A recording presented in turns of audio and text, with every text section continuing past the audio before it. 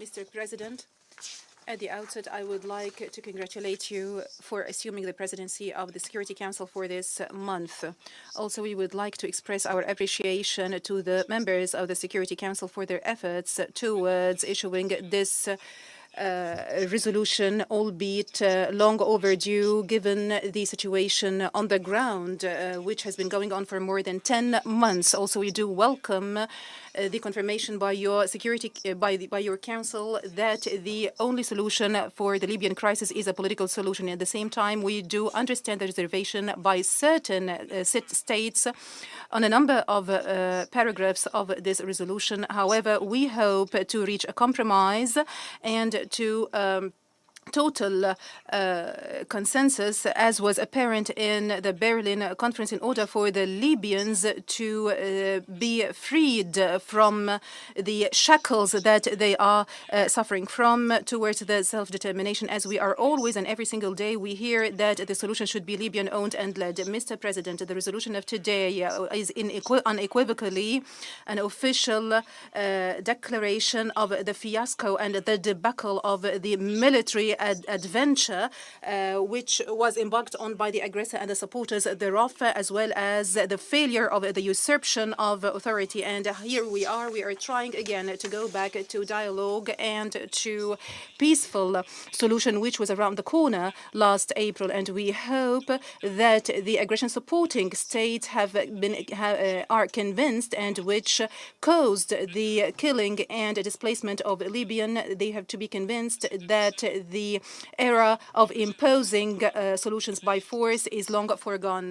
Ladies and gentlemen, we do welcome this resolution, which is committed to the sovereignty of Libya and its territorial integrity. And we reiterate that Resolution 2259 and Resolution 2441 regarding the Libyan political agreement and the bodies established thereby, and the legitimacy of the GNA and the exclusive and direct supervision thereby on the sovereign institutions and the oil national institution, as well as the necessity, as well as the condemnation of the closure of the oil facilities, which affected all Libyans and which threatens an all-out economic collapse of Libya. At the same time, we do thank the efforts of Germany and the diplomacy thereof, and we do reiterate our support of the outcomes of the Berlin conference in order to reach a peaceful solution of the Libyan crisis. And we hope that all states that took part in that conference to be committed to their obligations and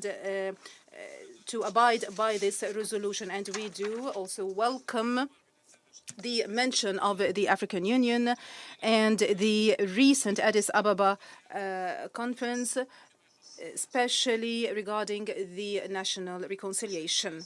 Mr. President, notwithstanding our welcoming of this resolution and our cautious optimism, still we do wonder, what about the persistent violations of the truce and the persistent bombardment of civilians, not to mention the threatening of civil airports and the preclusion of landing of aircraft, as was experienced by the United Nations and the team of the UN envoy? What about the guarantees for the success of the outcomes of Berlin and the political track which is to be held in Geneva? And what about the success thereof?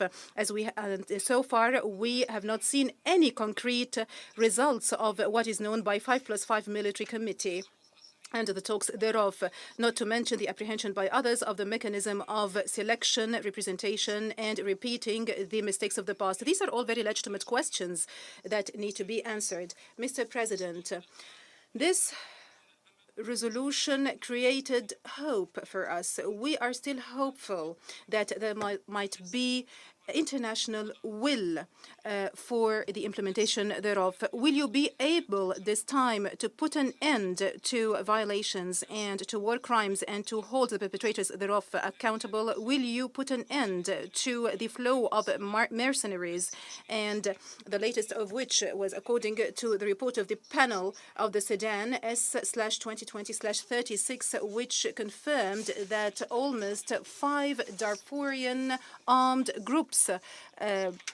joined the militias of Haftar, which are the Sudan Liberation Army and the Transition Council and other Darfurian military and armed groups, not to mention the thousands of mercenaries and the material which is and ammunition which is spread in El-Ghafra, Hon, El-Qatroun, and southern Tripoli, and also this caused the closure of certain facilities, and some are trying to circulate the rumor that these closures were made by some tribes in Libya, not to mention those who are contributing to the destabilization of southern Libya, as what had happened in the massacre of Merzak last August, where more than 240 were killed due to direct air strikes. Actually, this information is not my information. This information according to the UN reports, and still there are those who call these people the Libyan National Army.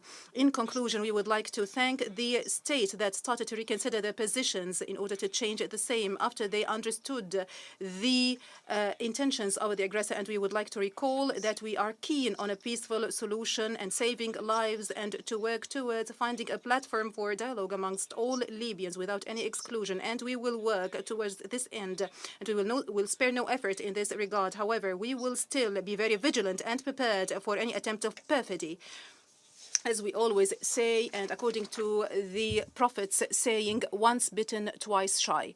Thank you.